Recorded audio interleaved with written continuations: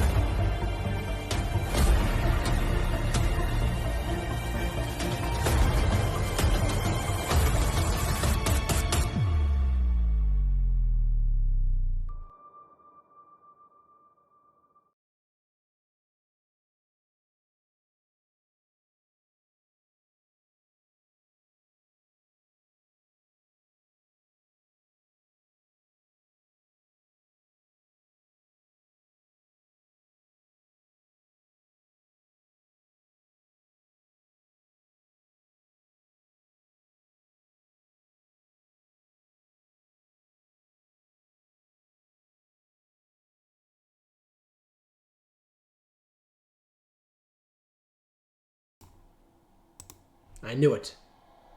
I didn't have the mic undone. There we go. There we go. There we go. It's a persistent It is good to mistake catch that shit early. all the time. I always do that. We got it. We're good. I'll repeat myself. I would like to thank Robin for her fantastic, diligent, and hard work on our intro video. So thank you very much, Robin. And as I mentioned before, it's time to sink our fangs into tonight's episode. Darkness over New Orleans. Carpe Noctem, seize the night. New Orleans is a city like no other, rooted in deep history, in jazz, in cuisine, art, and architecture. Notably known for its grand event of Mardi Gras, this city has a little something for everyone. Though, like all well-known cities, there is, of course, a darker side to the revelry, a hidden side only known to a chosen few. The city air is filled with the sound of jazz and merriment, mixed with the battling smells of alcohol and sweat. The city is alive. It has a heartbeat, one that flows in every direction of the place thousands call home. As mentioned, this city has a dark side, more so than what the average mortal imagines there to be. This darkness comes as the sun makes its exit to the west, arriving each evening upon the streets, in the alleyways, in the shadows, in the places that you feel your hair standing up on end on your back of your neck. We find ourselves amongst men and monsters. Some would say they are one of the same. Our story begins 2 days before Swamp Fest, a 3-day festival of music, arts, crafts, food, and good times for the mortals of New Orleans and surrounding areas. For the kindred of the city, it means something else entirely. We find ourselves in the mansion of Olivier Dubois, located in the French quarters of the city. The mansion is a 3-story expansive Victorian-styled home, painted in a deep evergreen with gold-painted window and door frames. The front door is heavy and painted in a deep red. Inside, you find that the decor matches the exterior of the mansion. The design is right out of a Victorian story. Heavy, ornate furnishings, oversized furniture, a penchant for knickknacks, such as the ornate vases, the glass dome protected clock, random porcelain and brass statues of varying sizes and shapes. Though slightly different in style, you notice that every corner you can see on all surfaces and frames and entryways are done in a Baroque fashion. The highly ornate and elaborate style of architecture seems to fit effortlessly in with the rest of the home. One would say that the interior of the mansion is romantic, complex, warm, and dramatic, dripping with opulence and excess. Through the halls and the grand rooms, there are more than a few people enjoying the luxuries of the house and partaking in the revelries. You notice that the attire is a mixed bunch. Some people wearing formal suits and dresses of the day. Others are in very elegant wear that one would find either in a museum or on the subject of a masterpiece painting. Even still, there are some that you notice who are in simple streetwear, sitting anxiously with small groups of people around them, laughing softly and tracing their fingers across the out-of-place persons. Further, you walk through a great ballroom where there are couples dancing hand in hand. A waltz to match the tempo of the music coming from a large gramophone situated in the far corner of the room. Looking around, you see that some of those dancing seem to be dragged around by their partners rather than actually dancing. A closer look, you can see that those few all have crimson stains coming from the side of their necks, looking almost like a scarf with the way it trails around their neck and down their side.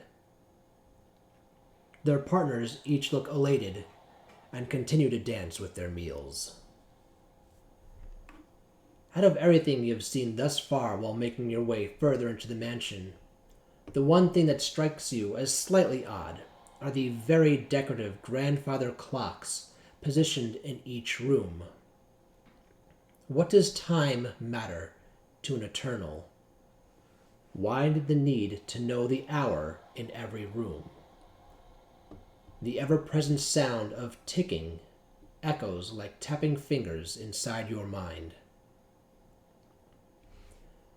Through more hallways still, you make your way into a lavish library.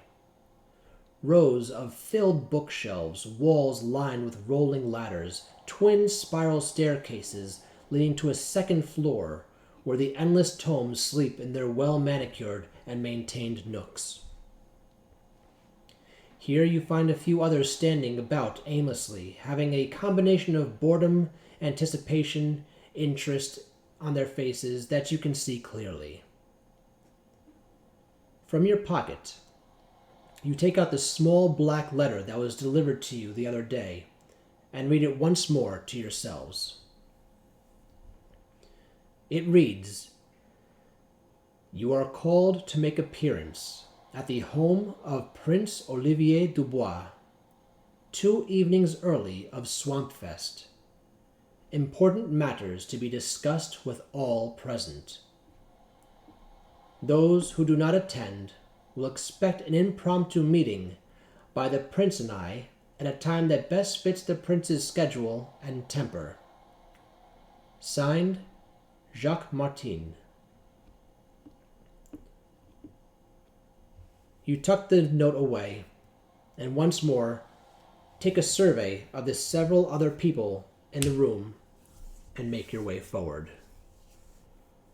Players, the stage is yours. Are we with any of our people?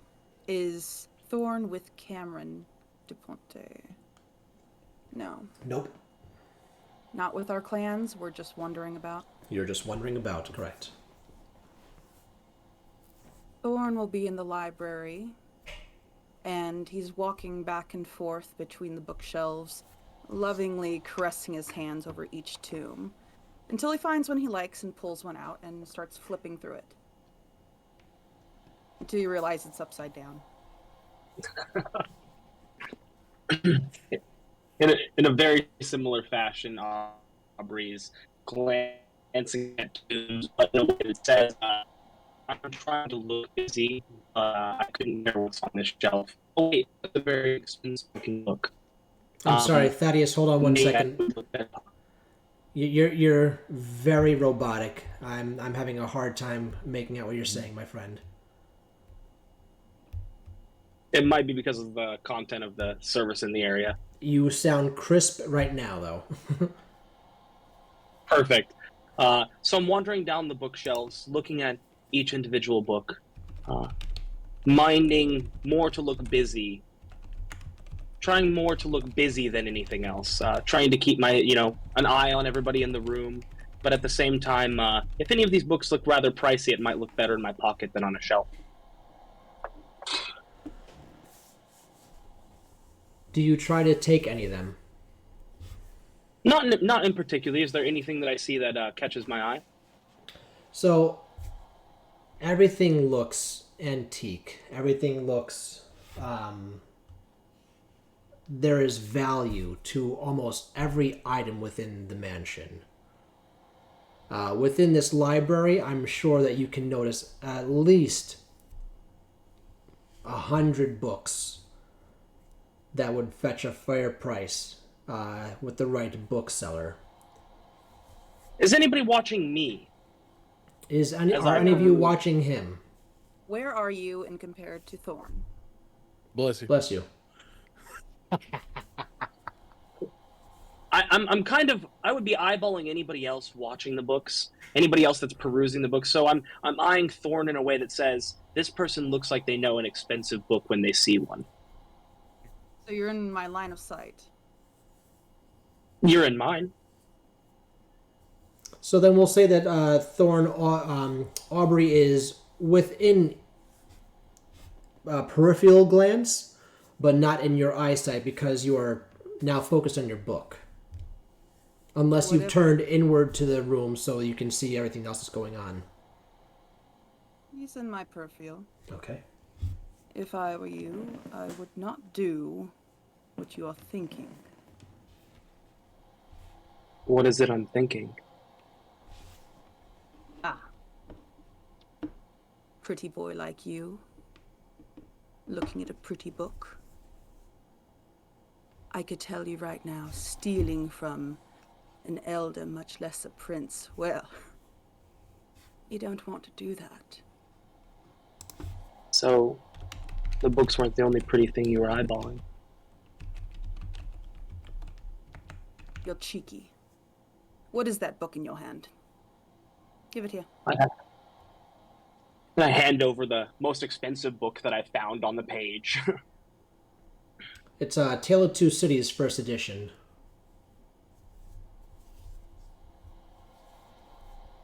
I haven't even read the first one, Tale of a Single City. That makes two of us. I'm going to put this back. You're not to take any of these books or anything else in this home. I'm not ordering you about. This is simply advice, and I suggest you heed it. I would love any time I could get with you to get a little bit more advice. If you're not busy. I'm sure I'm more interesting than any of these dusty books.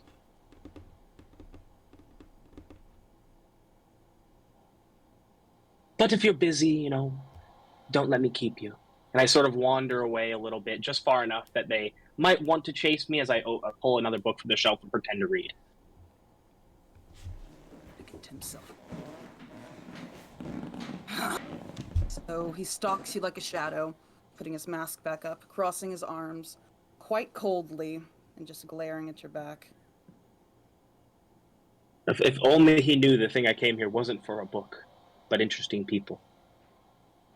Are you saying that out loud, or are you making note of that to us? Oh, I'm saying that out loud. If only he knew, as I'm flipping through the pages, and company is by far more interesting than any of these books. We find ourselves stuck in a period piece.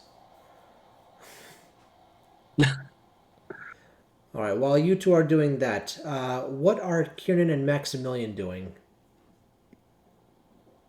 Christian, please. Is Angelo here with me? No. Then you pretty much see like just a 6 foot, I don't know, a 5'11". He's proud of that.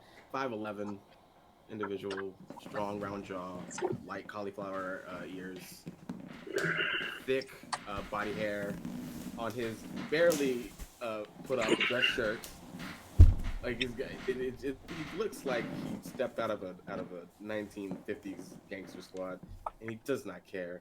But as he sees all these like hoity-toity like debutantes and rich folk, he feels so out of his element right now. He feels like if he touches the wrong thing, it'll snap. and he's just like he's just trying to have a good time at the party by treating it like it's a New Orleans party and not like a debutante ball. And it's the most out of place.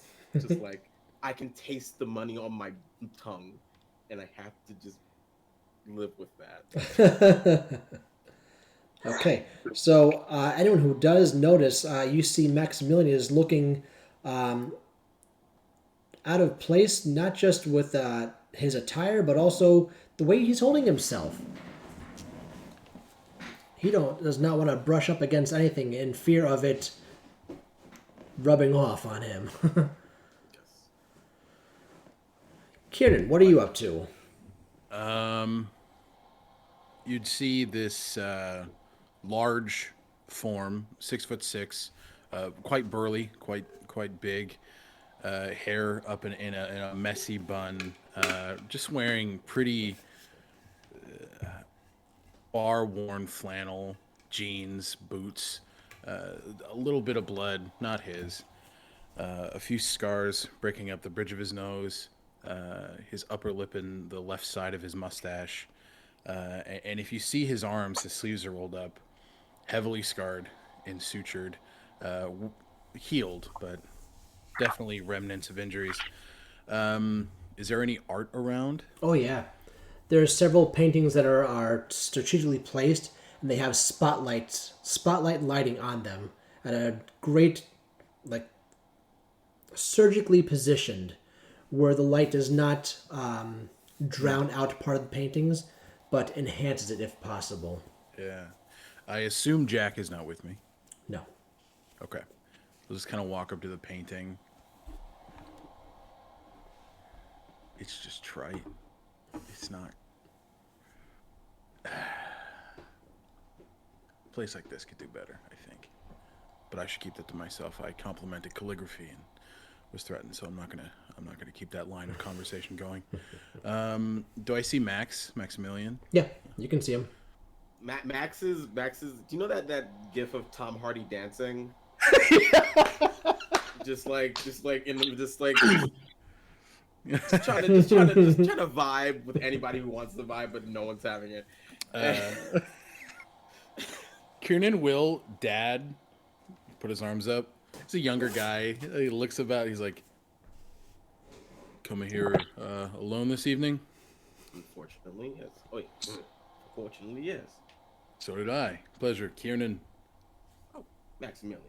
Maximilian, good to meet you. Good to meet you. Do you know why you're here? I have my theories. He's just still just. Yeah, I think Kiernan's matching the vibes. It's just I have my theories. Yeah.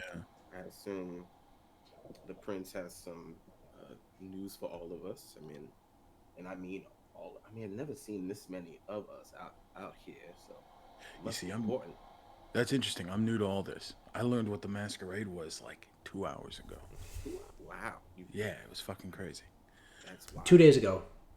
2 days ago. 2 days ago. Thank you. Yep. But I'm doing my best. You know? So that's all we can do. I'm gonna stick behind you because I think that you're somebody who knows what's going on. I appreciate that. I have no idea what's going on. Thank fuck. Okay, I'm not alone. That's good to know. That's good to know. Do you see? I feel like if I touch anything in this room, it would crumble. It would crumble. Yeah. And that's not just because I'm it's just because it also just feels real old, and that scares me. Max, I'm gonna lean. He leans in kind of close. I'm gonna tell you something. The paintings, I just don't like them. I went to school for art. I get art. There's so many different Baroque pieces that you could really touch into that could really kind of light up this place a little bit. But this isn't it.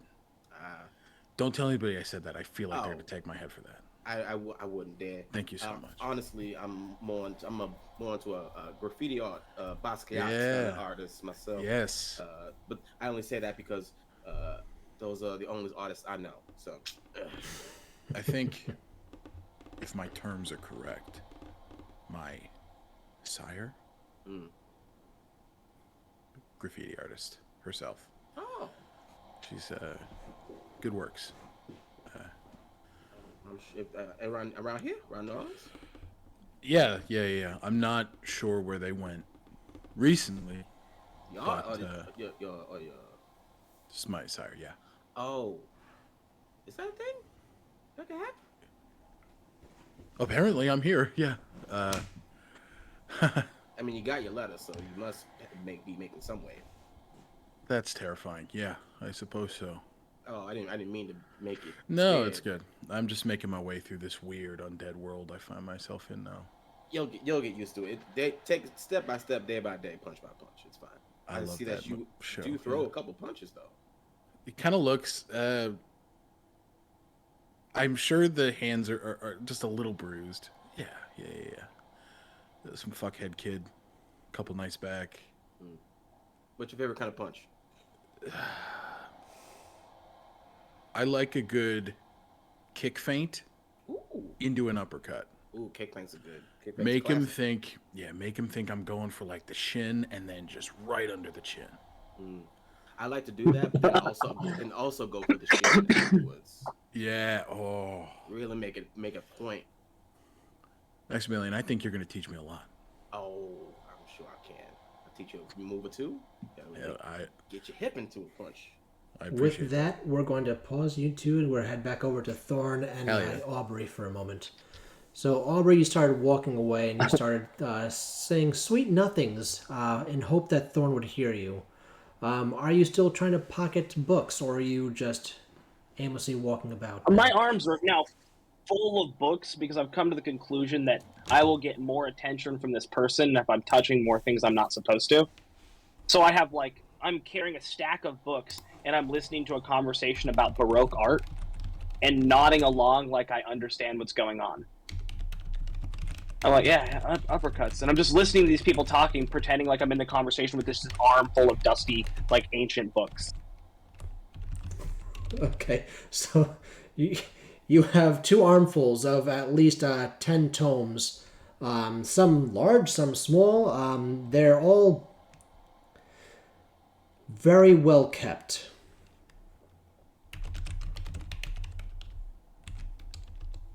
Idiot boy. And he'll come up to Aubrey and take him by the shoulder and found spin him around. I found these! No, put them back. We are going to the dance floor. You're going to put them back, and I'm going to dance with you so you do not get into mischief. I think that's a wonderful idea. I absolutely agree. And I set my them all ideas down are on a wonderful. very nice couch. Like, a very nice couch is now piled with ancient tomes. Do you lead or... Does it look like I follow? Give me your hand. And he grabs Aubrey's hand and he takes him to the dance floor. You are the woman. You will follow my lead. I do not accept bad posture. I try to do my best, like, standing up, which, only lasts as long as it takes for me to ADD my way around this conversation that's drifted into fighting moves while I'm dancing. He will lower his claw hands, and you notice that they're a little bit longer than a normal hand and sharper at the ends. So he lays them on your shoulders. Relax. Roll them back. Tilt your head up. Good boy. Really straight. I'm sure you are. Now, put your hand in mine. That. I shall put mine on your lower back. You shall put yours on my arm. Right It goes low. It goes lower than that. We are Slide your hand down. Right. Put my hand up. Does it look like we're in a club of debauchery? No, my back starts lower. Just starts lower. I Than do most not care. backs. I do not care. I just want to keep you alive for just another hour. I want to till keep this you is alive. over. We could spend longer than an hour, as long as it Absolutely takes. not. Absolutely not. Well, All woman, right. keep me alive. Do I'll I try need to to do the roll same. for any performance of doing a magnificent waltz or anything? Yeah, you can give me performance and charisma. Okay. Do I roll that as well? Yes, please.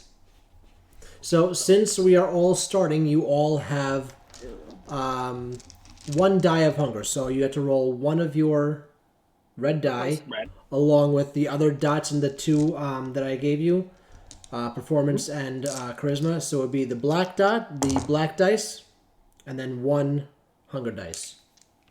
So everything that I have for slots in hunger, and I mean in performance and charisma, though, right? Say that again, please. A black dice for every dot in charisma and performance. Correct. Yes. However, you're Those are gonna my take best you're gonna take one of those dots out and replace with a red die, your hunger die. Can do.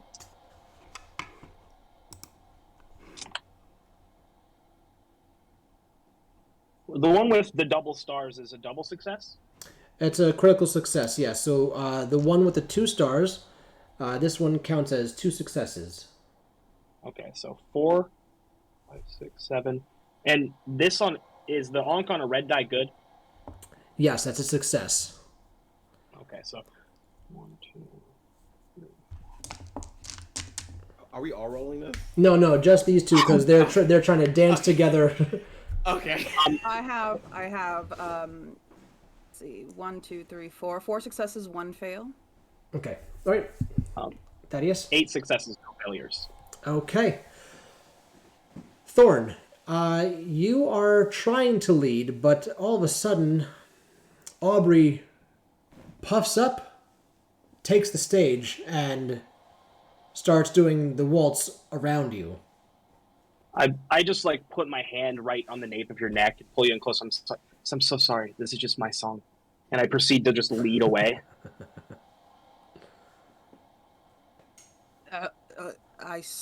This is very odd for me. I usually lead, but all right.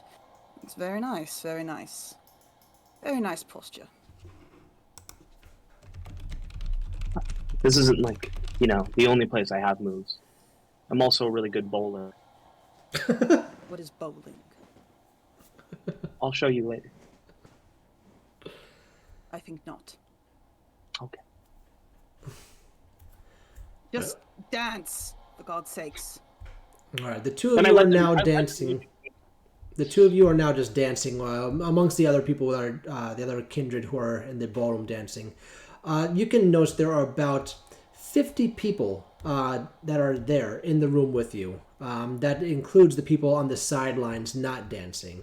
The room itself is quite vast, quite certainly the largest room in the entire mansion. Compared to any other room that you've been in, this can fit at least 5 of the other rooms. Certainly, it could fit 3 of the libraries within it. Let's jump back to Maximilian and Kieran real quickly, though.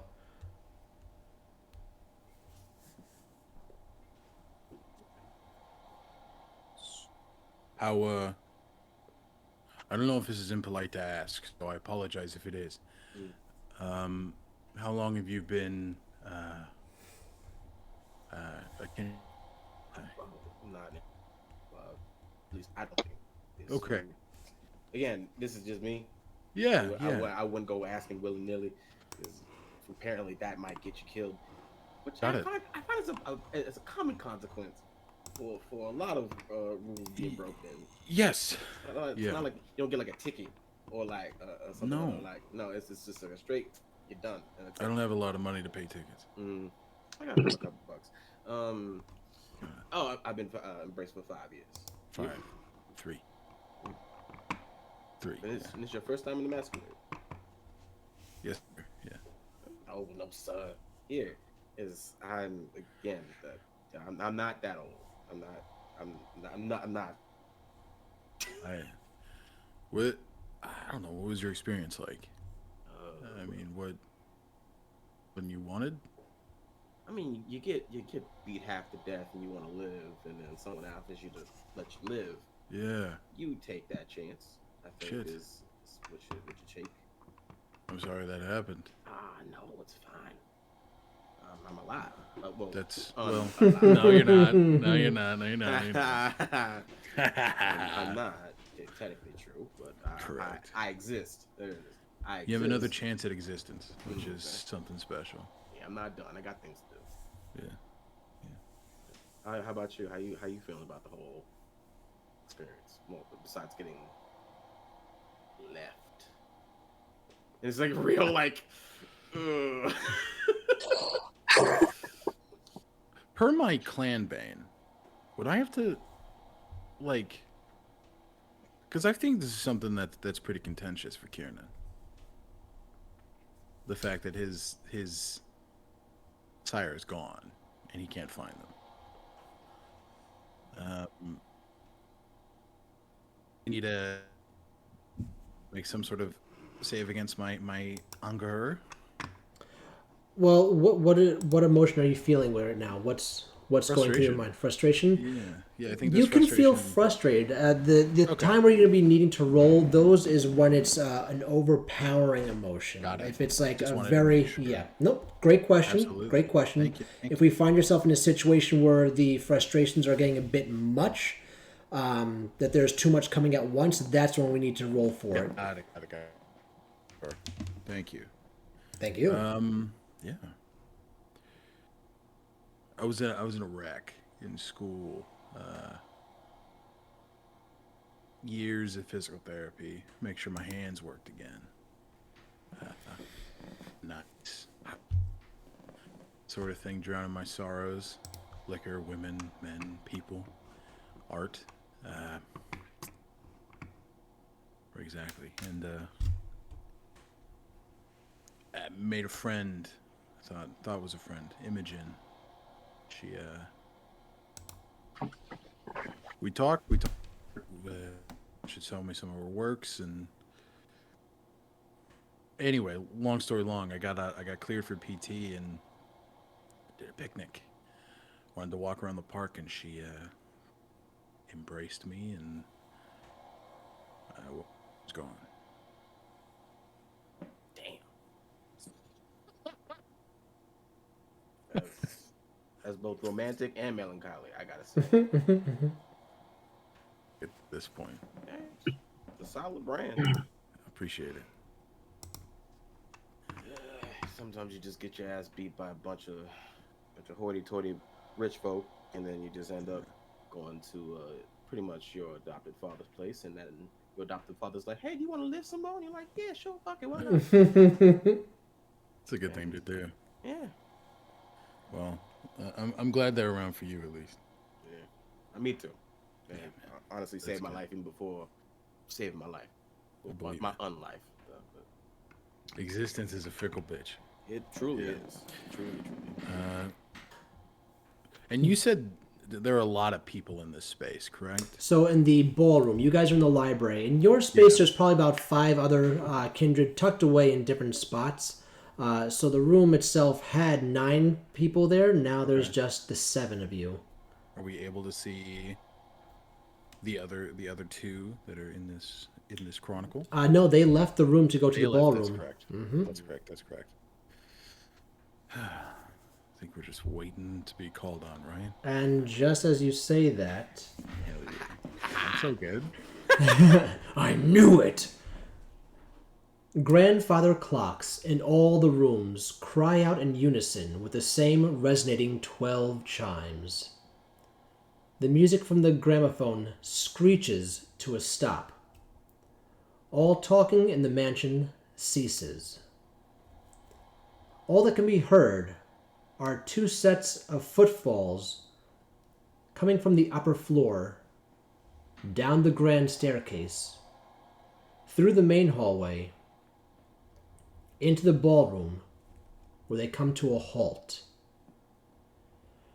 2 loud, echoing claps are followed by the sounds of doors, secret doors, opening, and a mad rush of feet running in different directions comes from all over the mansion. 2 of which are in the library with you 2. Maximilian and Kieran, you both see several people come darting past you all, each with 2 folding chairs in either hand, and they hurry into the ballroom, place the seats down in several rows. Once the seats are all neatly put in their place, The ones carrying them all make short work. Uh-oh. We've lost a person. Hold on. Mayday, mayday. Give us one moment, everybody. I do not want to continue until we get Thaddeus back. Absolutely, Now makes sense. we're really trapped. Now we're really stuck. Well, we're also, our places got jumbled on the Yeah. overlay. Thorn has like black crap on his teeth, and I think that's on brand.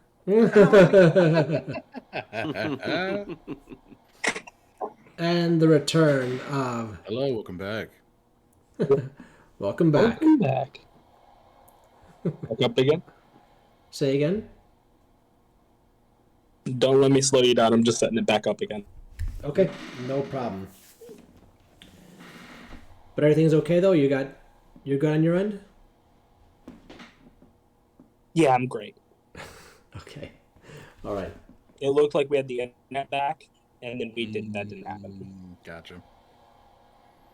I do apologize for that. I hope that it comes back for you soon. Spectrum! Damn you, Spectrum. All right, where were we? Chairs being set up. Right. Once the I'm seats looking are at my all notes. I got him.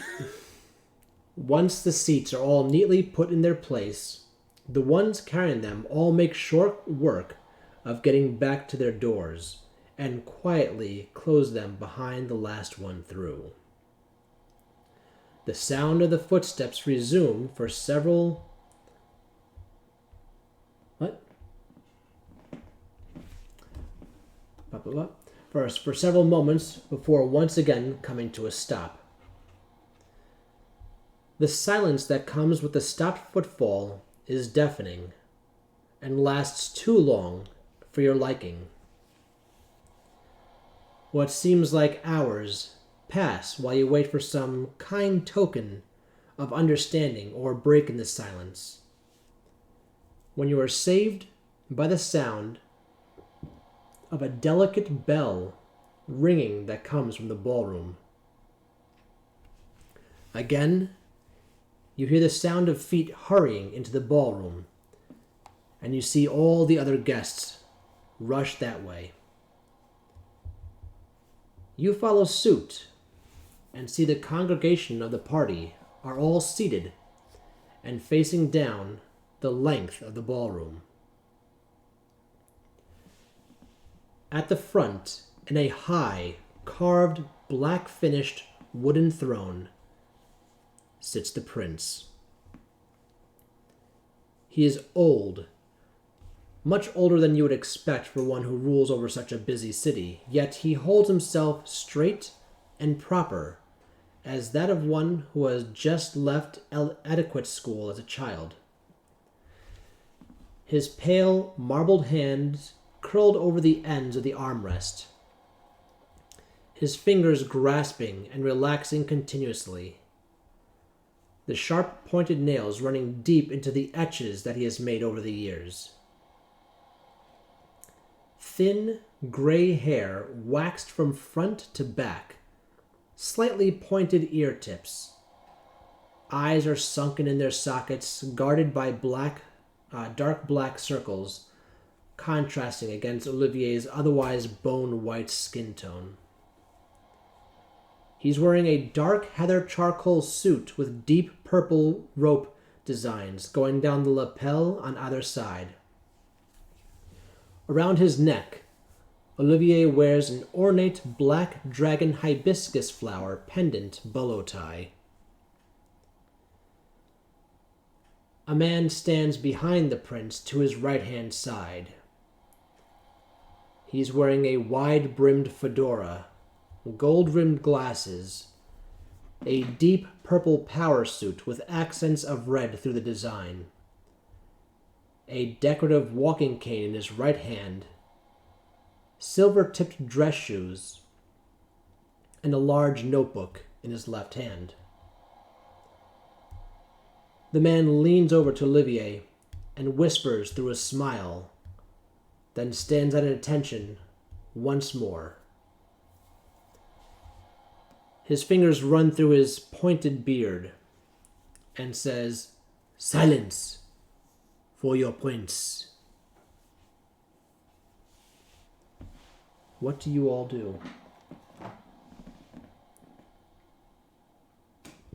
I'll stay quiet. I paid Some- fucking attention. Something I'm particularly not great at. Oh, I stay and there really goes quiet. Robin. Oh, and here comes Robin. Thaddeus is the storyteller now.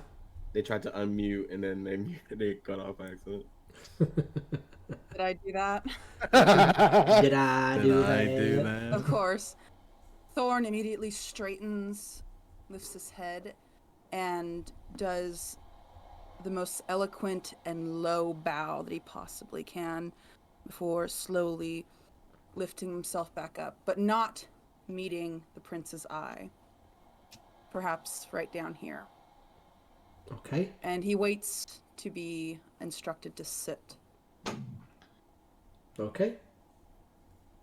I definitely follow my compatriots' etiquette, and I immediately give the deepest bow I can give, rising, and then watching like out of the corner of my eye, like a kid who just showed up at a new school and doesn't exactly know all the rules and rituals. I think for the quickest of seconds, Maximilian is trying to look at what everyone else is doing, and then he'll do that. So if the majority is bowing their heads and looking a specific way, he'll do it immediately. Fortunately, on instinct, Kieran goes, "No, no." And then he goes to a bow. Yeah. Okay. As soon as you guys bow, you all make your show of respect, and upon bringing your head up, you notice that everyone else has been sitting in their chair and did not give any form of salutation to the prince. Oh, The prince then somewhat glares out throughout the group, locks eyes with each of you, and says, "Have a seat, please." Thank you so much. I appreciate that. Don't say nothing and go. Just sit. He sits. Just wait. Good evening, my children. Good evening. It is with great pleasure that I welcome you into my home tonight. I am pleased to see so many faces here with us tonight. Faces that have not graced these halls in far too long. Far too long indeed. This is something we must rectify going forward. I am happy to see that we have the big players of our city here with us. The Groulon triplets, lovely as always.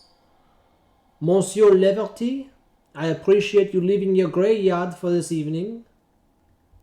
Cameron, I knew I smelt you coming. Angelo, a pleasure to see you here and not beating the life out of someone. Jack, you stay where you are, Jack. As you all know, I enjoy being a part of every happening that unfolds in our lovely city.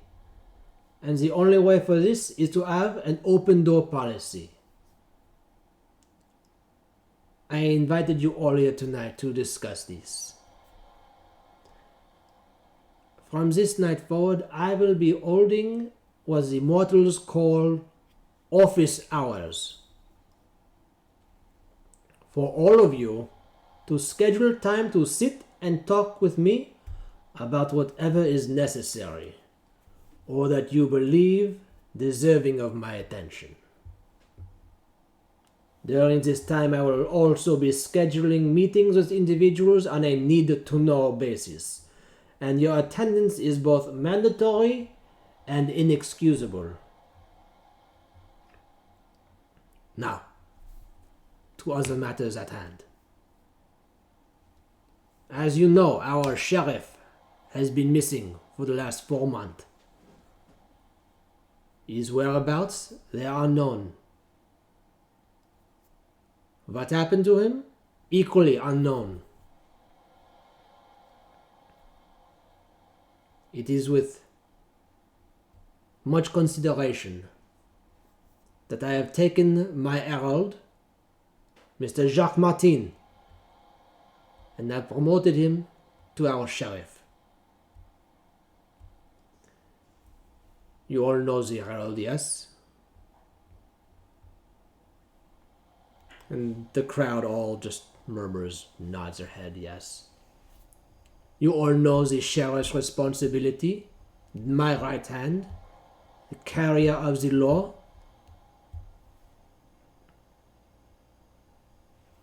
Very good. When the sheriff comes to you, you are speaking to me. He hears my voice when I am not in presence. Is that understood?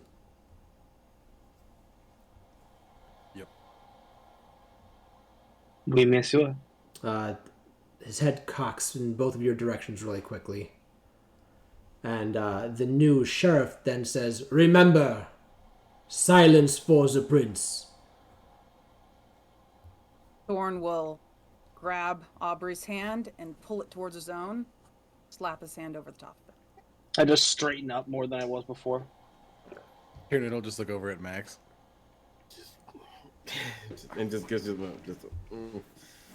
The prince then leans back a little bit to the sheriff, puts 2 fingers up and starts whispering. The sheriff then writes something down in his notebook.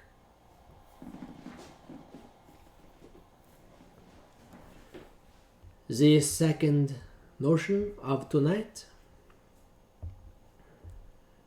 As we have not been here together for quite some time, the evening is yours. I have prepared a feast for you all.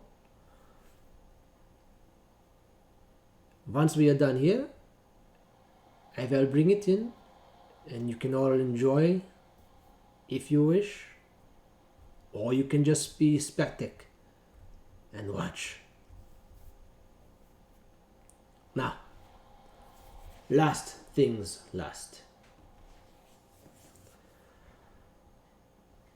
As I am now going to be having office hours, I will not have as much time available to do all of the pressing matters that demand my attention. So, going forward, I will be asking for volunteers to undertake these tasks for me in my place. During which time, you will be of the same status of a herald. Your word is my word. Do I make myself clear?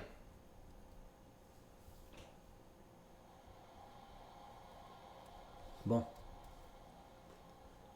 Now, I need 4 volunteers for my first task that I assign to you all. You do not need to raise your hand. You do not need to answer right now. But by the end of this evening, I expect to have volunteers, lest you be told, voluntold.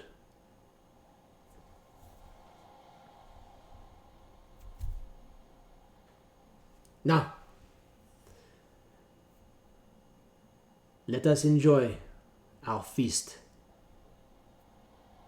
And the prince, stands up, claps his hand, and you hear the secret doors opening throughout the rest of the house, and the scuttling of feet again, collecting all the chairs as the other kindred in the room stand up. 2 in each hand, they grab, fold back up, and dart back out. The prince taps his nose in the direction of the corner, and the gramophone comes to life once more. You hear the front door opening, and the sound of multiple voices coming through. Several long moments later, you hear the door shut and several latches behind it. The prince smiles at everyone in the room and then says, "Enjoy."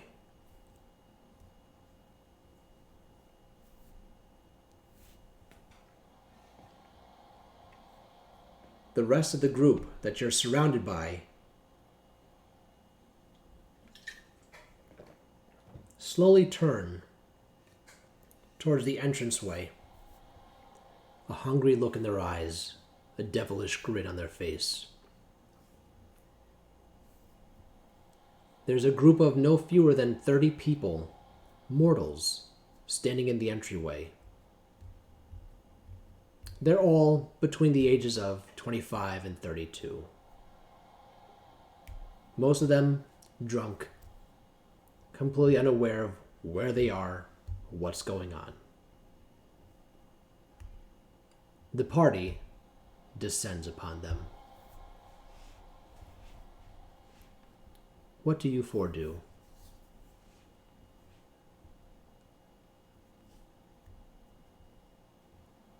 I think Max is just watching, and he's just like, "Yep, that's about right. That's about the correct response to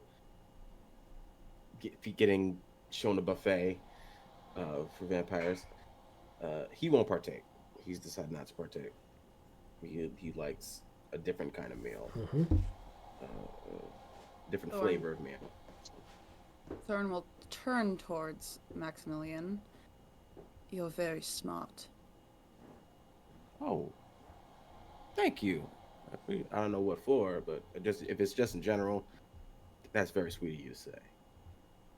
Well, Well, who knows what those mortals are tainted with? They could have just come off the street, or they could have been here for quite a while. With certain things pumped into their system, and I don't partake. I don't partake. Yeah, it's not my dish either. You know, not exactly what I'm looking for in a dish. So I'll pass. You're hungry by all means. Nah. Wouldn't want that little beastie inside of you to come out. Oh, him and I understanding of one another. So And what clan are you? out of character, is it common to just say what clan you're from? Just No. That is something that kindred try to keep close to themselves. got you. Yeah, it's part of the masquerade within the masquerade. Got you. I apologize. It's very forward of another kindred to ask someone of what their clan is or how long ago they were embraced. Gotcha. Ha! Love that. I think Max just like almost answers. He goes, ha. See, if I was as smart as you said I was, I wouldn't exactly say that. Yes. Gotta keep thus politics. proving his point. Aubrey Valentine, pleasure's all mine. And I stick out my hand. You are exactly as smart as he challenged you to be, and I'm taking notice to try and observe everyone in the room that's not feeding, for the purpose of like seeing what kind of feeding style they like. As this isn't also my style of eating. Aubrey Valentine, pleasure. Maximilian Washington. He just sticks his hand out. It's like a surprisingly firm shake to the point where Aubrey's like trying to put in effort, like I'm bigger than I am. Yeah, he appreciates the effort. Definitely gives you a firmness back. Let's just say that I am very in tune with my hunger, and my hunger is very in tune with me. Context clues. Very, very simple. Yes, if you're hungering for this tall drink of water behind me, quite spoken for. beg your pardon. I'm Move, No, you don't need to simpleton. beg. And he Simply no reason to struggle. shoves Aubrey out of the way and goes towards Kieran. And what about you? What about You me? know, you don't have to listen to me. Denying a prince's gift could be seen as a slight. Well, I'm much like my friend here. That's not my bag. And what clan are you from? One of them. Yeah, I think. How about nice it must be. How nice it must be. What To clan are just you be from? able If to- you can ask. What clan am I from? I don't know if you're being sarcastic, if you're mocking me right now. Are you mocking me? No. I was asking a genuine question. Do you think this pretty little face would be a Toreador, a little Tremere? Not sure why not, but Probably be worth more than any of the paintings on these walls. I agree with that. Only poor people critique fine art such as this. Next you'll say, oh, the Rothko's too pretentious. It belongs in a mausoleum. I Well, did say something similar downstairs. I also just believe that art belongs back in the countries of origin. That's just me. That's true. Mm. Uh, Oh, but to answer your question about what clan you're from, I don't judge. Honestly, you could be from any clan, and I'd be cool with you. Truly, that's just me. You seem pretty all right. You gave me a compliment, first words. So I don't see you as a bad individual. You know. I feel as though I'm becoming all too familiar with you people. I really should not be here. Do not get killed. Have fun with each other. Leave me alone. Goodbye. Please say mistakes are the best. They're what you remember most about a good party. Yes, does your mother remember you? And he walks off. Damn. Thorn, as you walk off, Distinctly wounded. You feel a very vice-like grip on your underarm. As you turn, you see Jacques standing there. Sheriff Jacques, what an absolute pleasure. Correct me if I am wrong, but it seems to me like I overheard you saying that the gift of this feast could have been tainted?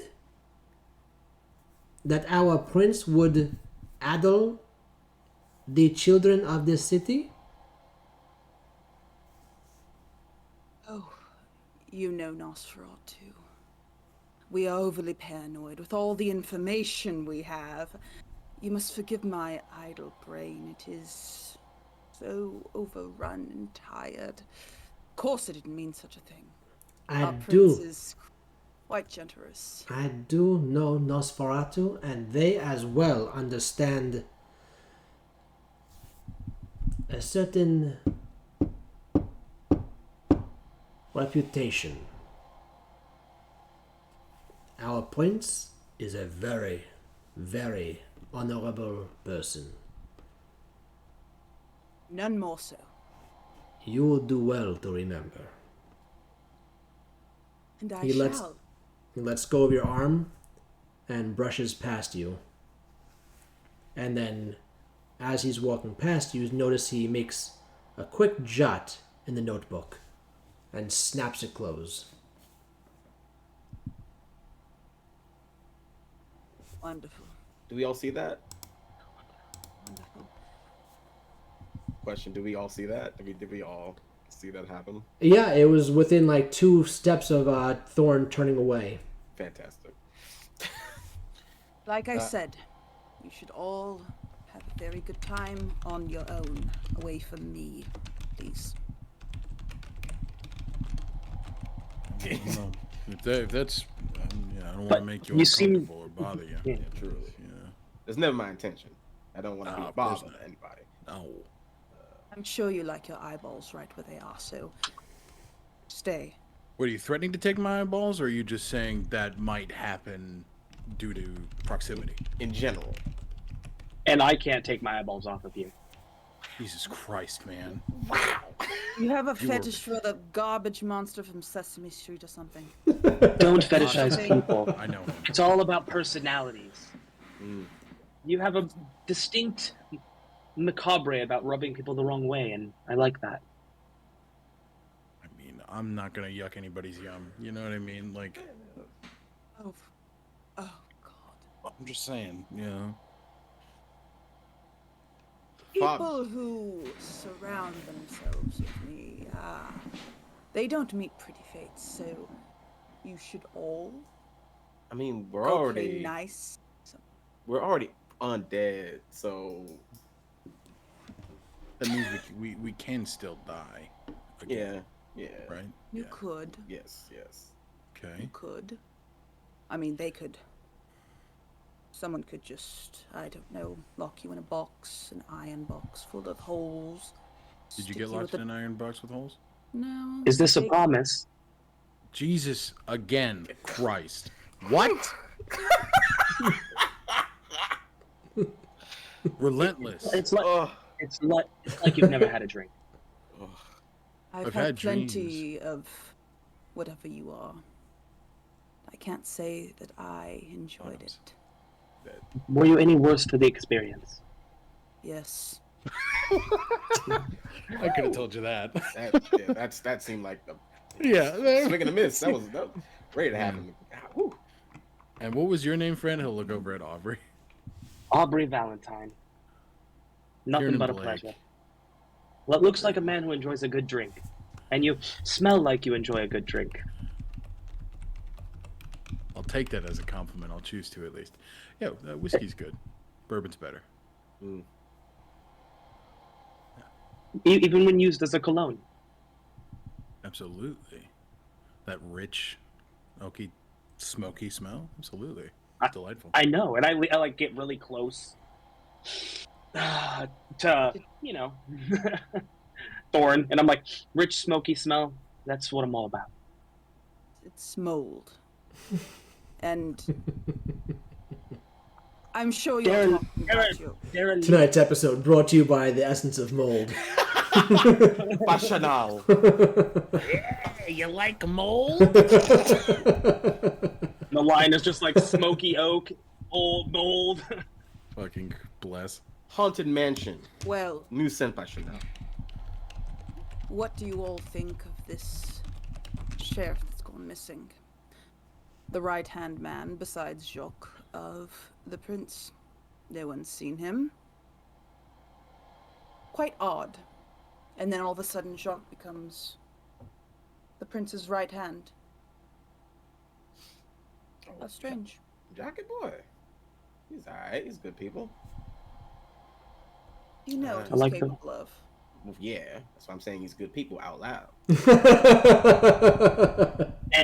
And often. And I often. really like you, Max. Thank you. I like you Yeah. too, man. But I honestly, people are looking for him. People are looking for him. They asked me to help. I'll help where I can, truly. But until I'm given that inquiry, I'm gonna keep my business out of it. So A herald is quite the status. None of you would want such a position. I know I'm, you would probably want one, little Aubrey. You look I- quite- What position did you want me for? He didn't want you for anything, pal. that's You know. I was staring around the little attention. So, you- I mean, the Herald. I'm available. I'm not doing anything later. Oh shit. I really only had this planned. And I don't know. The Aaron, Herald is You were saying. like a big authoritative position, right? Correct. Yeah, I don't do that shit. You'd rather be a follower. I'd rather walk my own path. There is no walking your own path in the Princess City. or in any city ruled by an elder or prince. You walk their path. Yeah, but I also don't want to be respectfully anybody's weapon. I don't want to be anybody's mouthpiece. I'm still trying to figure out where the person who made me is. You don't know. Not a fucking clue. The embrace is a intimate thing you don't know. It was quite intimate. And correct, I don't know. I'm now paying more attention than I ever have to you talking. Not all of you. What was that? I'm sorry, Little Aubrey reminds me of someone, and the more he talks. Is that something I could ask? If I'm getting under your skin, I can make penance. You can get under mine. Wow. You were saying about the embrace. I need to write some of these down. I mean, like... Wow. So is the sun in here? God. Immediately, when Aubrey says that, Thorn is going to grab him and pull him very, very close. Repeat that to me one more time. That's a threat. I promise you. I forgot it's everything not I was thinking of No, you the didn't. minute I looked into those eyes. No, you didn't. Tell me You have that again. effect on a lot of people. You're not in trouble. You're not in trouble. Do you understand me? You're not in trouble. Tell me what you said. I'd love for you to get inside my personal space. Oh, and you did. Thank you. Wow. You have no But idea. I know what you're used to doing. leading. Lead away. Oh, little Aubrey. You see, I'm almost like you really should be running right now. I should tell you this. Now. This moment is interrupted by another kindred that walks in to the area and just goes, "There's my boy. There's Maxie boy." Hey, there he is. There he is. I was wondering where you come. Where have you been? In the back. Of course, in the back. Always in the back. Always listening. Always watching. Come here. He gives you a one-arm hug, Yes. but keeping his eye on the other three. Well, you already caught yourself up with the attention seekers, huh? Apparently, I have made my presence known, and along with a few others. Again, politics has never been my thing, so I don't know if that's a good thing or a bad thing. Well, you are in the house of political espionage, I guess you would say, and we're all a bit of it right now. So, whether you like it or not, here we stand. What about you three? Attention seekers, I got everything I was here to get. And I'm still off the ground, I'm assuming, being held by a Nosferatu. Oh, I he have let all go. the attention I need. Oh, okay. Okay. Gotcha. All right. Interesting choice of words. And you, tall man? That's me. I am. I'm doing my best figuring this out. That's about it. Yeah. Okay. This is office hours, right? So we can ask people things. Nah, this is no. I don't got no office hours. All right, I had those a long time ago. That's Max's job for now, right, buddy? That's right. As long as you need certain services, of course. Though I'm not really offering right now. It's a party. Of Of course. Yes. Now, what about you, Rat? No. Ah. Rat. Gangrels do like to call us that, don't they?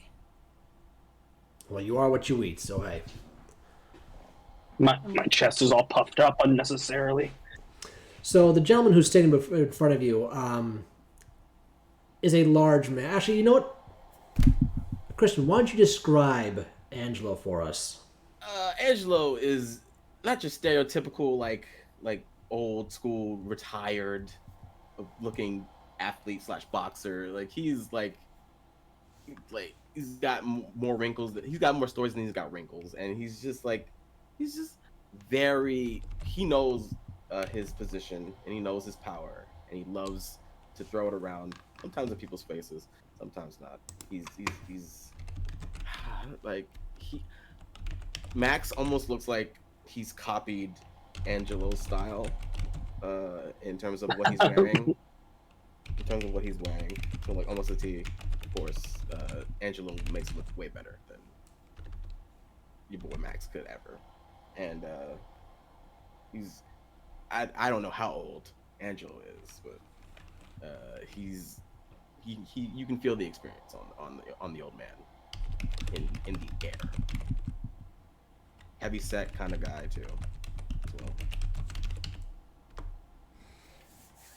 So as you puff your chest out at him, he looks at you, undoes his top button, and says, "Please.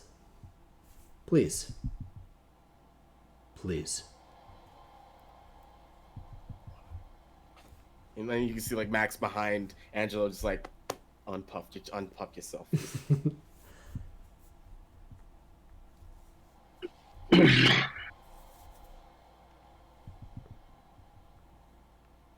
This balloon does not know how to deflate, so you know what? I'm just gonna let it float up to the rafters and be done with him. Anyway, you guys in the company of a very important person to me, Max. You know what I always say: keep your nose clean, keep your hands bloody. Of course, always. Like, never gonna forget that. How could I? You say it to me every day or night that we've been together, so I will never forget that, Angelo. Good man. If you need anything, you know where to find me. In the back. True. True. And he starts walking off. I mean, I suppose the question is posed to everybody else. How do you feel about doing this thing? I mean, what would we get in kind?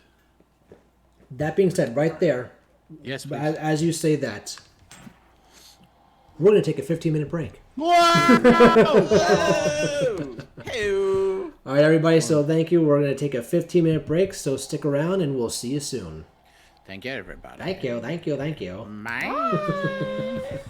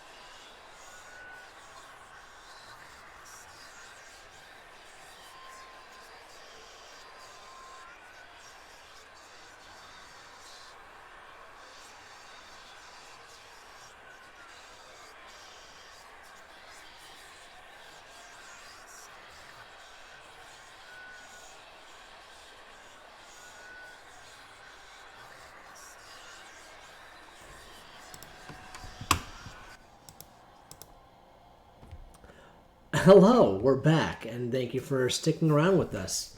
If you're joining us now, as I see some people have joined us for a little bit while we were on break, thanks for popping in. If you're still with us, thanks for sticking around. We just left off as the group was introduced to Angelo, a very important person in Maximilian's life. And then Kieran brought up the question. I'll let Kieran repeat the question and we'll continue from there. So what does this all entail? Do we get anything back for this, or? You become a herald. A herald is... If the prince rules the city, the sheriff is his right hand. Those beneath the sheriff would be considered the heralds. They would have great power, but you would answer to him and the prince. You could be provided territories, people, money, abodes, the services of the prince. If you fuck up and kill somebody, well, possibly he could send somebody in to clean up your mess, to cover up. I don't know. But you do know a lot, which I respect. See? That's good. It's my job to know things. And you're doing a damn fine job. Thank you. You're welcome. What was that? I appreciate hearing that. I'm sorry, real quick. Did anybody else hear that, or was that just on my end? It was a that was... It was a mic explosion. Okay. Mic All right. Cool. Just because from our conversation during the break, we just had to make sure that's it fair. wasn't on my end. I do believe our dear Aubrey might be frozen.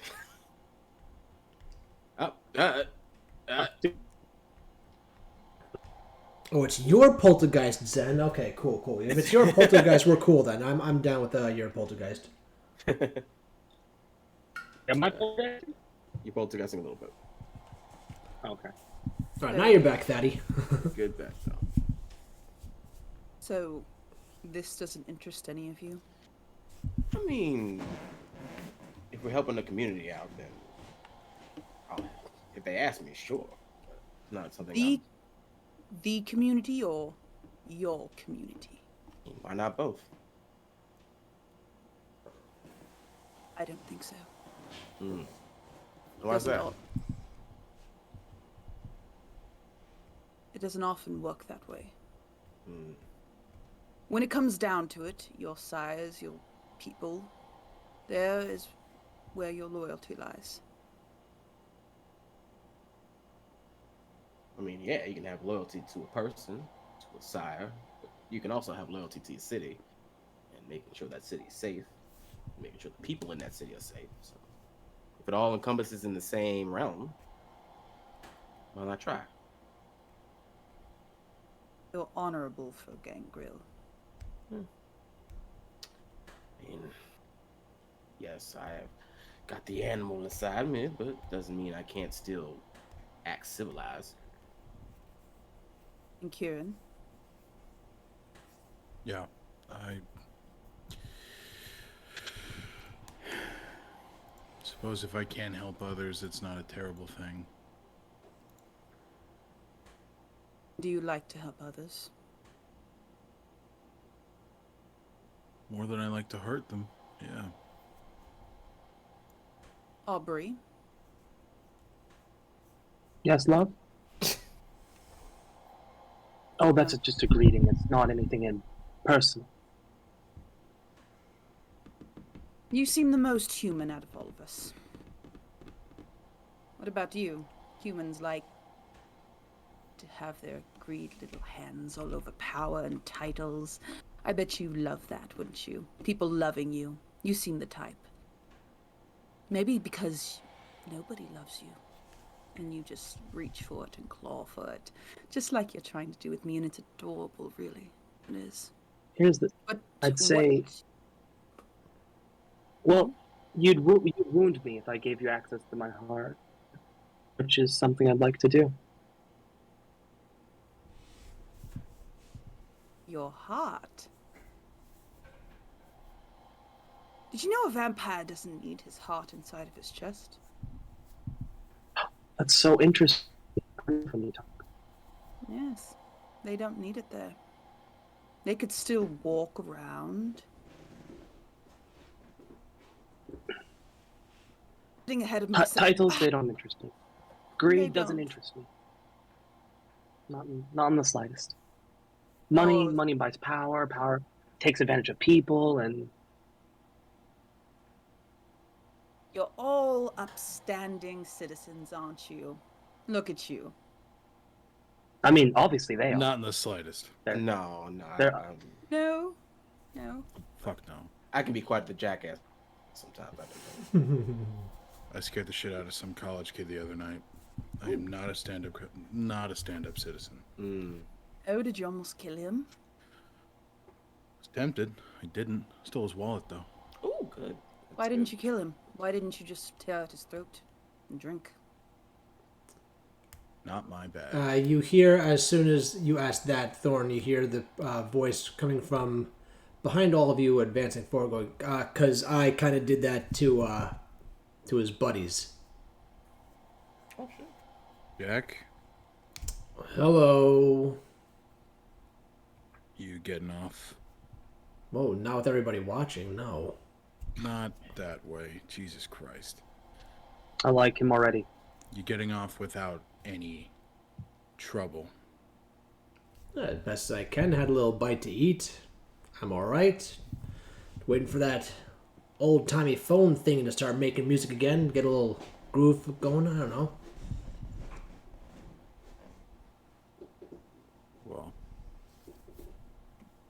Now, are you going to introduce us to your friend? so Jack, you're gonna introduce yourself better than I am. Okay. Hi, I'm Jack. Simple. I like it. Nice to meet you, what I- Simple. That's what I love about title. No, this is Max. He's got it. I like him. It's good people. I'm Max, by the way. Couldn't hear what you said, Thaddeus. You got all warbly again. I think you're frozen. When I'm good, I'll let Thorn their thing when I catch up to whatever kind of Wi-Fi works out. Let me know when I'm good. You're good. You're good, but your audio and your visual are off a bit. But it's okay. We can roll as long as I can hear you. That's what matters right now. Aubrey Valentine, pleasure. Aubrey Valentine. Okay. Mm. Nice name. And I'm not gonna shake your hand. I don't know where it's been. But who are you? Why do you need to know? Isn't that what introductions are all about? Am I wrong, Kieran? This is what we're introducing ourselves right now, right? Yeah, I'm Thorn. it's pretty Jack. easy. And they had their hands all over that one. And he just points over the opera. Really not touching hands now. Not all over. Some over? I mean, we could get farther. Of course you could. We could not. Of course you could. You could. But that's up to them and their comfortabilities. Yeah, of course. All right. Well, I just came over here because you guys haven't moved since everyone started feeding. Just want to make sure you're okay. And he looks at you, Kieran, like nods, looking in at you. You know me, Jack. I know, but still. Still what? It's a gift from the prince, and they're almost drained. Good, let them be drained. All right. I tried. I By don't- the way, and he just points down the ballroom. And as you all look, you see that the prince is still sitting in his throne. This time he has a goblet in hand and slowly sipping at it while watching in your direction. Well, Solely mine or just the group of us? The group. The group. Looks like maybe he wants an audience. Should we give it to him? oh, as much as that delights my undead ass heart, I feel like we might get written down more in the notebook. Try. Jack leans over to Kieran and goes, "Did this just guy say he's got a heart in his ass?" Yep. Absolutely did. He's interesting. Keep him around. I'm He's gonna a really I'm gonna nice go and try and get that old timey thing to work. guy. He's just gonna kind of pull him in. Hey, Yeah. don't get in any more trouble. You kidding me? He just got promoted to the sheriff. I ain't doing nothing wrong for a long time. Man. All right. Well, keep your eyes and ears open. You and I need to. Well, I need to grab some more resources soon. Okay, we will intervene in due course. He starts strutting over to the gramophone. You're the best. Like it's a jukebox. Yeah, he's just gonna bang it.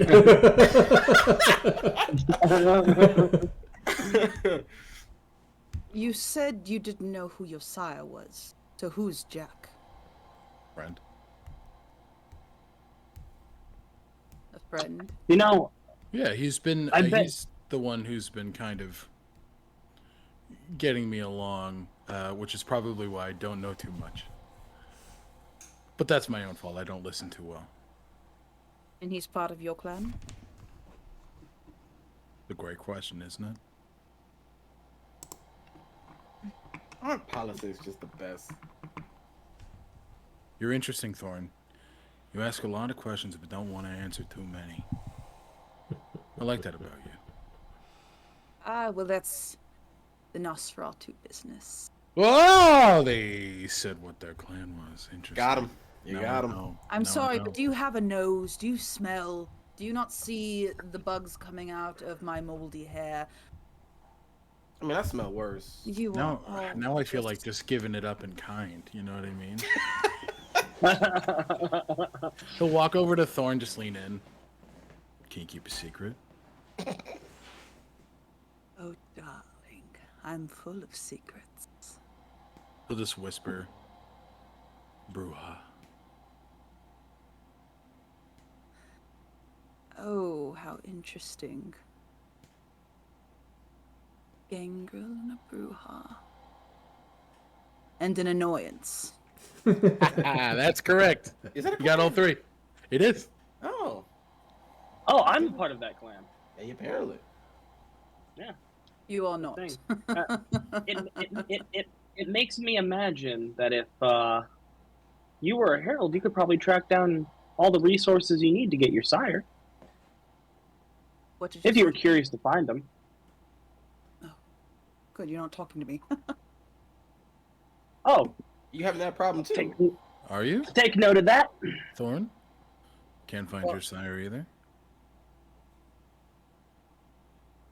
I can't find my sire? I was just asking either. It seems we're in a precarious situation together, if You that's kind the of truth. perked up. You kind of perked up. Yeah, Yes, absolutely. We're all sharing information about ourselves. If that's something we can work together on, I'd appreciate the help.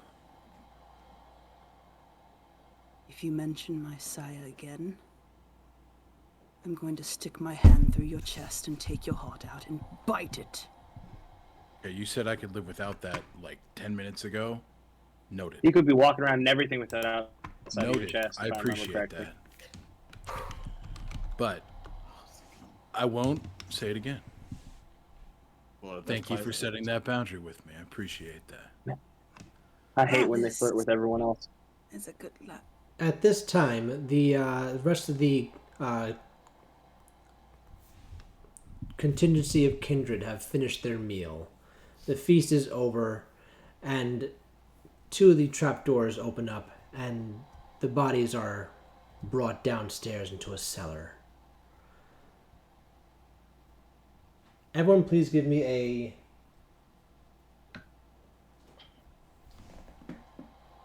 wits and awareness. Wits awareness. And so are we just... We don't have to roll the red dice for this, just... Yes, so anytime you roll... so you all have one hunger, because every night you start off with one hunger. So you have one red die. Yeah. Okay. So that we one gotta red roll. die takes place of one of your dots. Got it. Gotcha. Yeah. So wits and awareness? So that's Yes. 5. What's an awareness? Successes and 1 skull man on my blood die. So I'm sorry, say that again. Say it again. 4 successes Uh-huh. and 1 skull on my blood die. Okay, we'll come to you later. 3 successes, no failures. Okay. One moment, please. 4 failures, 1 critical failure. Damn! I'm sorry, what? God. 4 failures and 1 critical failure. 2 successes. It's a messy critical. Am I gonna die? Did you just explode? Is that? Am I gonna die? All right, cool. All right, so. Interesting. All right, here we go. Hey, remember when I said I was gonna die in session 3? Fuck that. Halfway through session 1. Fucking pull it back. Fucking pull it back. So, you have the option, Alec, to either accept the roll as is, or use a willpower point, to re-roll 3 of your dice. So that's a rough roll. I mean, Because that's a rough. That's like again. That is unfamiliar a with the bestial system. failure. Like that That is. sounds like an awful roll. And I'm just double checking on the hunger dice. This guy is the crit failure, right? The Yeah. skull? Yeah. Fuck my ass. I'm gonna take the failure. Oh my I'm gonna god. take it. Good man. Good man. I'm gonna take it. Okay. Yeah. All right. You all notice that there is one kindred out of the entire group that stands out. As the bodies are being dragged away, this one kindred, who's wearing full tattered red and black robes, holes throughout, eaten by moths, is staring hungrily at the dead bodies, reaching out for them. And you can hear guttural sounds coming from them. As you notice, the body is kind of like lurching forward, trying to grab at the air around them, but somehow restraining itself. Kieran.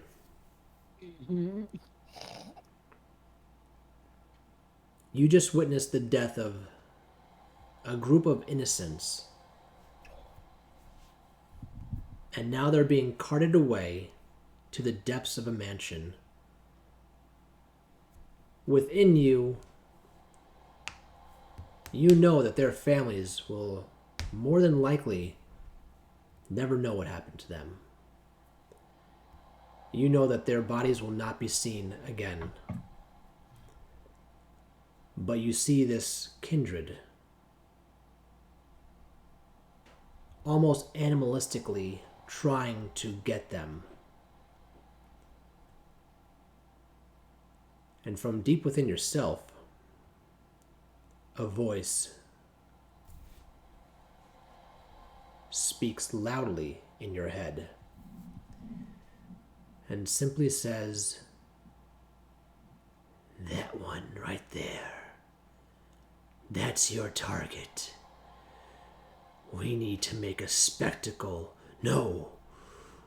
We need to make a point. That one right there. Oh, they look like they'll be fun. Come on. He starts taking steps forward. I think immediately because Max recognizes when someone wants a fight immediately. It grabs onto Kieran's shoulder and tries to hold him still. Look over, you'll see a vein popping on the forehead, the eyes, just the whites, completely blood red. No. No. Not a time for fighting, friend. Not a time. They will have nothing to mourn, Max. Not a goddamn thing. I know. Not here. Not here. Thorn will stride by Kieran's side and place a hand on his chest. I think perhaps, with certain people watching, you should come back. Now is not the time.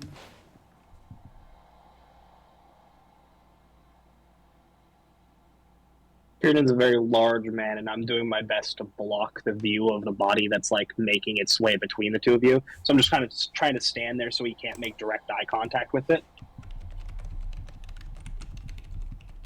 I think that creature is who I think it is. I do not want to approach it.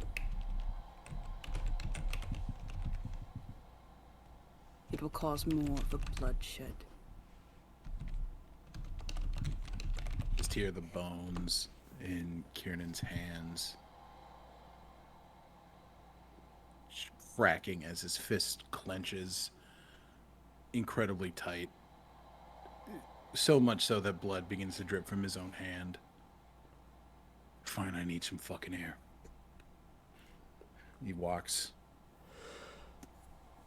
So, if you're trying to get air, where are you trying to get that from? Is there a balcony? No, you're on the ground floor. Okay. The only egress to this room is back through the library or down through the main hallway. He'll start going down the main hallway. Okay. To get to the main hallway, you have to walk past this one kindred and the bodies that are being pulled. Since you had a bestial failure, as you get closer to this kindred in the red tattered robes, you hear the voice say, "That's not enough red. We need to let red spill everywhere. We need to feed." He'll grab his flask if he still has it Yep, you still have it, for sure. and just chug. Okay, cool. You slack all your hunger, so you can take that one hunger die and take it off now. And the beast within you quells.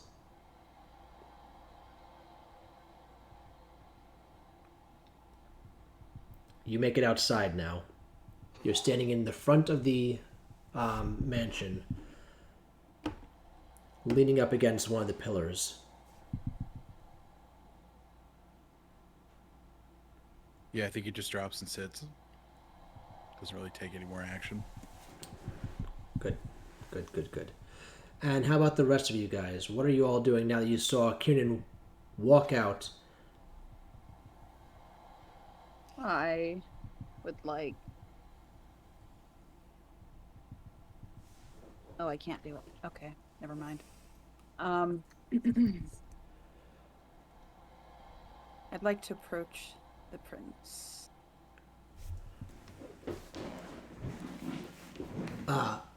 Okay. Go ahead. Dawn turns, goes directly in front of the throne, bows. Might I approach, my prince? You already have. Might I speak with you? You already are. Just get on with it. What do you want from me? Thorn the Nosferatu. I was wondering if you knew of that creature over there. The one in red and black, hunched over the bodies. Of course I do. I know everyone in this city. What do you want of him? Might he be certain? And he leans in and whispers, a harvester. The prince leans forward off of his throne and says, "And what is that to you?" Information is what I do. It is who I am. And if I am to be of any service to you, I should like to know people within your abode, as we are getting acquainted with each other. Interesting how you say we are getting acquainted with each other. Mere moments ago, I told you I know everyone in this city. You, I do not know. You are an anomaly to me. And you still, right from here, start your introduction asking me to give up information about one of my children. Perhaps I may give information to you then, if information is what you seek to trade with. Are you trying to barter with me? A simple trade among allies, I think. You have no idea how this works, do you? You have no idea who I am. You have no idea where you stand in this room. I do in fact know that you are the ruler of this city, that by my standing here, I could easily have my head cleave from my shoulders with just a gesture. And I have respect for you and your home. But clearly you do not have respect for the other kindred here. You are asking me to give up secrets of other people. Is this true? Is this who you are? You want other people's information? Ah, better yet. He starts snapping his fingers and everyone in the room stops and turns. Monsieur Leverty, même point. And the cloaked figure nods and starts shuffling forward. Yes. My prince, how can I be of service to you? This one. He wants to know your name. He wants to know you. He wants to know if you are a harvester. So, please, introduce yourself. Make nice. Be friends. Mr. Leverty turns to you. Liberty? Leverty, Leverty.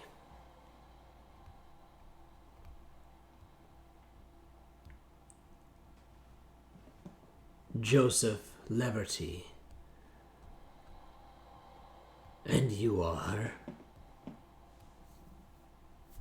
I am Thorn of Clan Nosferatu.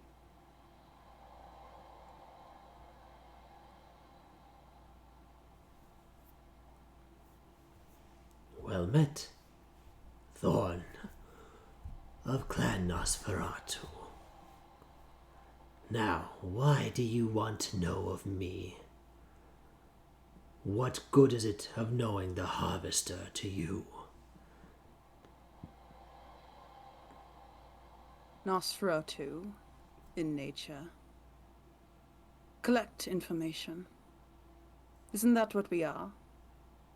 I wouldn't know. I don't deal with your kind. course not. So, we're speaking plainly, are you a harvester? Indeed. Then I shall make note to stay out of your graveyards. And how does it that you come to know so much of me?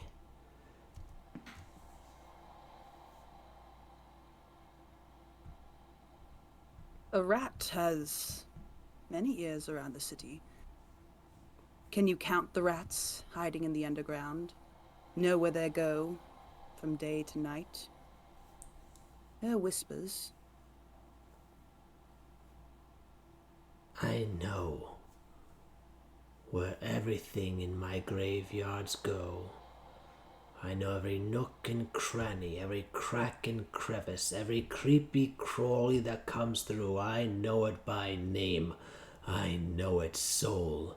But you, Thorn the Nosferatu, nobody knows you, it would seem. Real quickly, we're going to pause this. The three of you, what are you guys doing while this interaction is happening? I think our boy is outside. Yeah, I'll let Thaddeus and Christian go because Kieran kind of removed himself from the situation. Yeah.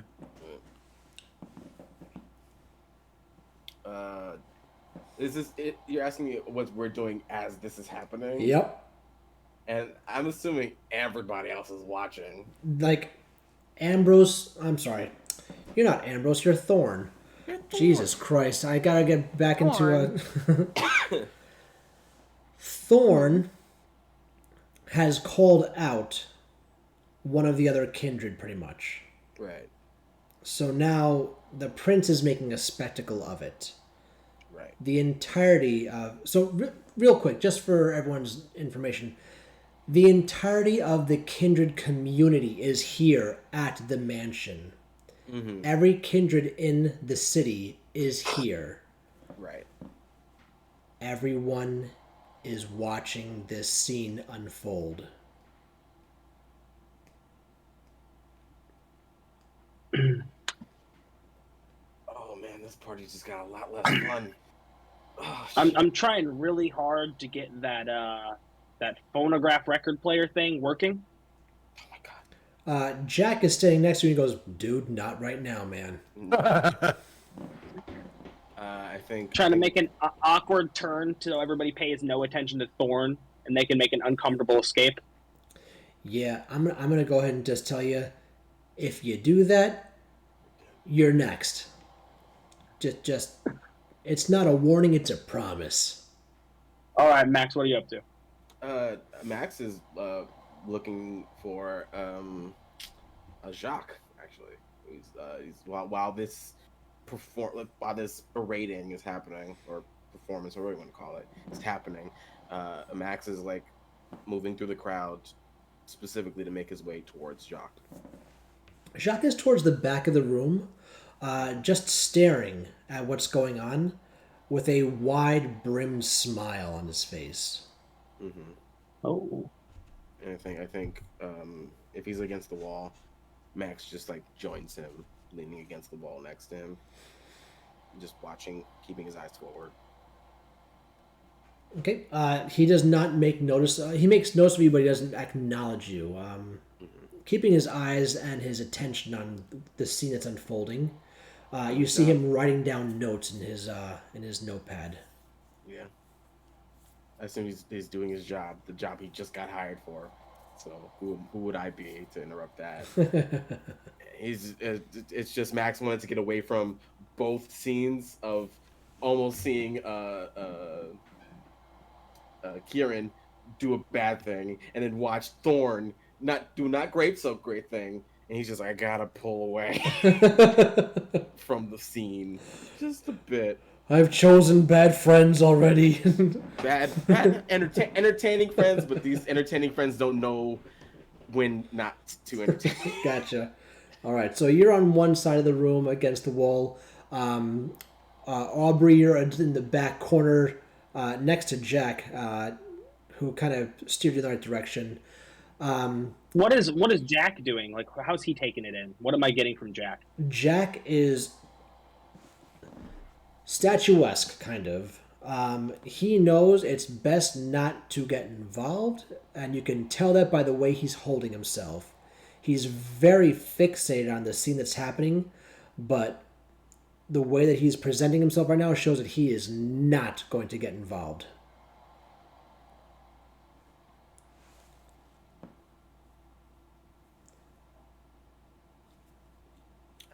I'm just gonna let this verbal beating take a lick, and I'm just gonna Take a lick, no pun intended. no pun intended. Just gonna let this rock and hope that nothing bad happens to Thorn. They like Thorn. They don't want to see Thorn go now. Kieran, what are you doing outside?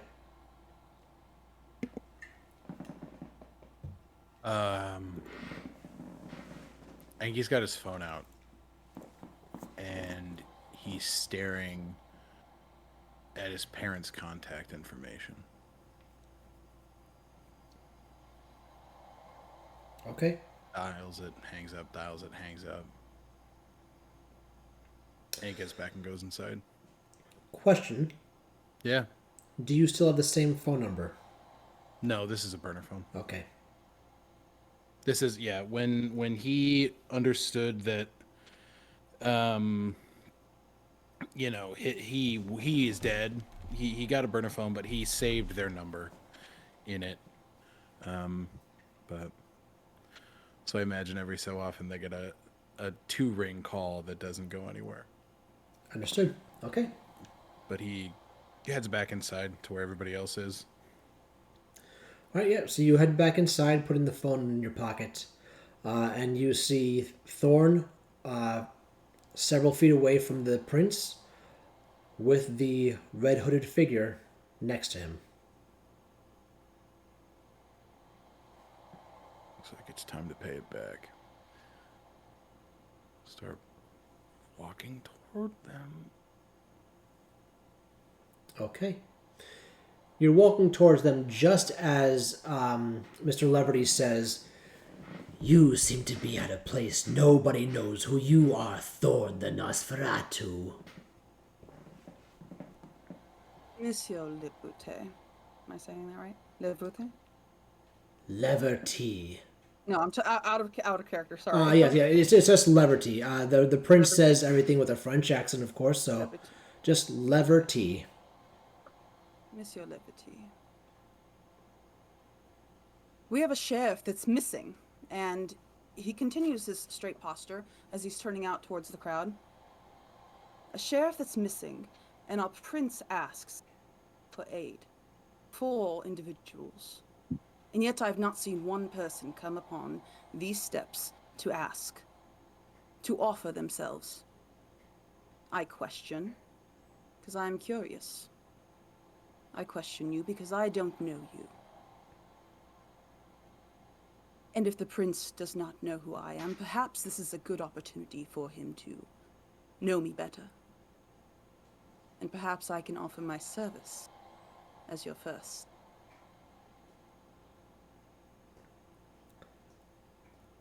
Mr. Leverty just whispers, it gets close to you and whispers, "Very nice misdirection. You win this round, Thorn." And starts shulking off. And the prince then says, "We have our first volunteer. Albeit a very strange method of volunteering themselves, Thorn the Nosferatu has pledged himself to be in the number first."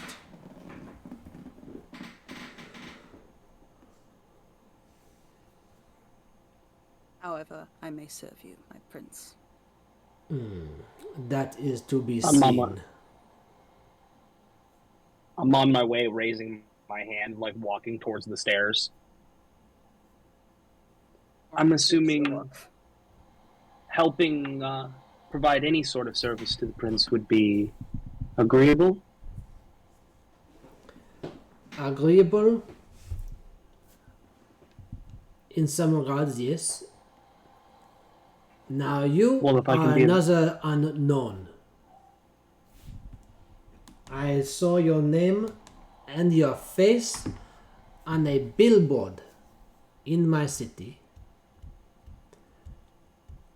And allow you... me to use my face for you, sir. Now, what does that mean? If it can be of any service to you, my fame, I lay it at your feet. Let me make sure I understand you properly. You just said that you would use your fame for me? Of course. Très intéressant. Très intéressant.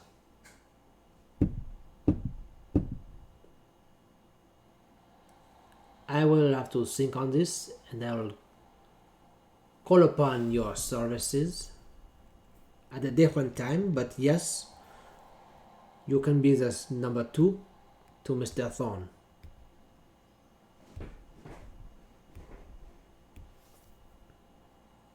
Thorn just gives him a hard look. I just imagine Thorn is just staring daggers. He is. Absolutely. He is. Every time Thorn looks away for a moment, I'm a little closer to Thorn. Oh my god. Wow.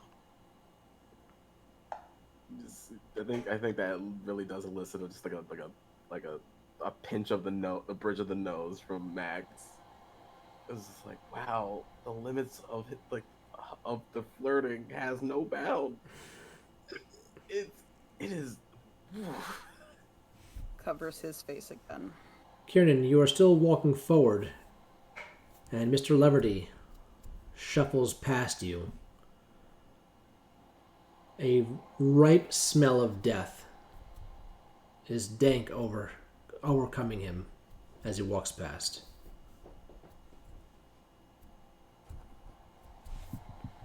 He'll look back at Max. What do you think? Max is on the far end of the wall. I'm at the farthest end of this fucking bitch. Like if you give Max a look, what do you just think? be like, he's like, it's just like the don't do anything stupid look of like.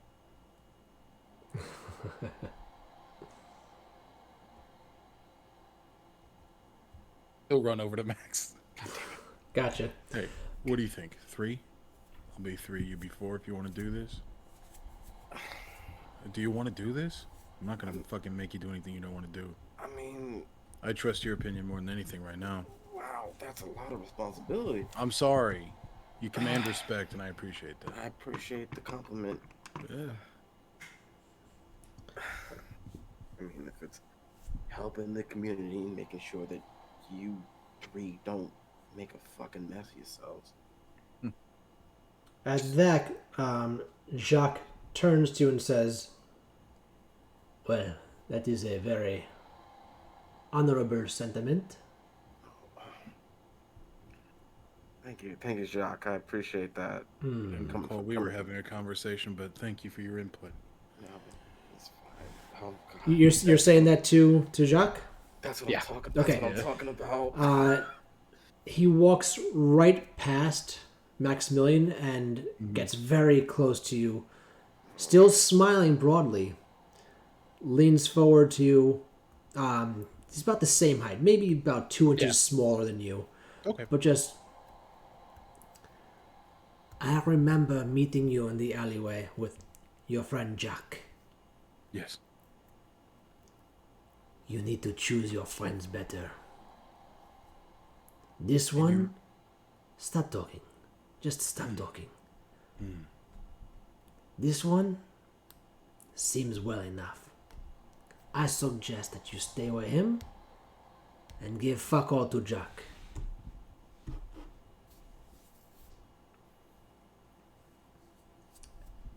Last note, before I leave you two, don't fucking question me again. And he turns and walks off, straight towards the prince, making notes as he walks. I think half of that notebook is me at this point. I would harbor a guess it's mainly the three of you. Yeah. Well, what do you think? Maybe if we do this, you seem big into the community outreach, and I respect that. If you think it's a good thing to do, It'll definitely help you get on Jacques' good side. As well as implemented calligraphy, and it was maybe I just have a sarcastic. question the man's writing skills. I just said I liked it. Did you say you liked it, or was there like a lilt of like maybe sarcasm? Maybe a little bit. Jacques is real good. Is real good at that, catching that kind of stuff. I'm not good at masking my me. So. I've noticed. I'm no offense, but I've noticed. Not taken. I appreciate that. I wouldn't say it needs work. I would just say it needs work. Fuck it, let's do this. All right. You got number 3. And number 4 seems. The prince raises his. Who? Staring daggers. You're not Ambrose. You said Ambrose. Thorn. It is so hard to play this game. It'd be like after... that sometimes. It'd be like that sometimes, Look, you know? the greasy Absolutely. man's looking at you nasty, okay? Looking at you real nasty right now. I appreciate and I accept the look. Yeah. The prince I give you guys a raises. nice, like wink and point to Thorn. I'm like, hey, 1 foot away from them. The prince raises his chin at the direction of Max and Kiernan. Number 3 and number 4. Advance. Walks forward. Yeah. Once the 4 of you get pretty much close enough to the prince, he stands up. By the time he stands up, Jack is by his side.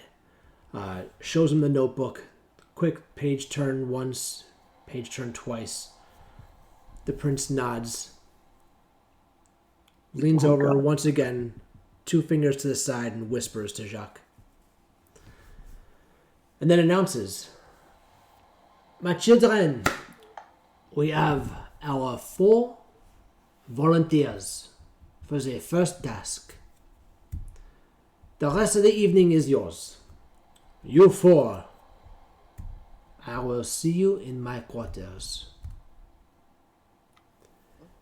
And with that, we're going to stop tonight's episode. Heyo. Oh. Episode 1 Hell yeah. of Darkness Over New Orleans has come to a close. Thank you. It's in the books. It's in the notebook. It's in the notebook. Yeah. The notebook of that Kiernan's a dumb piece of shit. Holy shit. Hey, was it messed up that he had to flip like 6 pages about you, or? That Kiernan might actually like that, unfortunately. I mean, yeah. He's paying attention to me. Yeah. He likes me. Clearly, I'm on his good side. Thank you, everyone, for joining us tonight. It's been an absolute pleasure with this entrance to our new chronicle. Congratulations to our players on a very well-performed first episode.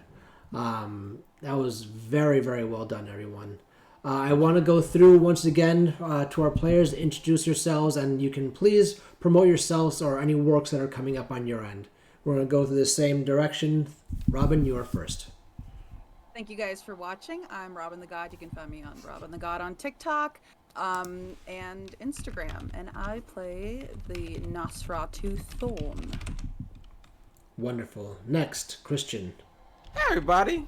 My name is Christian, aka Fluffy Goomba, on several socials, mainly on TikTok, but you can also find me here on Twitch, playing on a variety of days, playing a variety of games with a variety of wonderful individuals.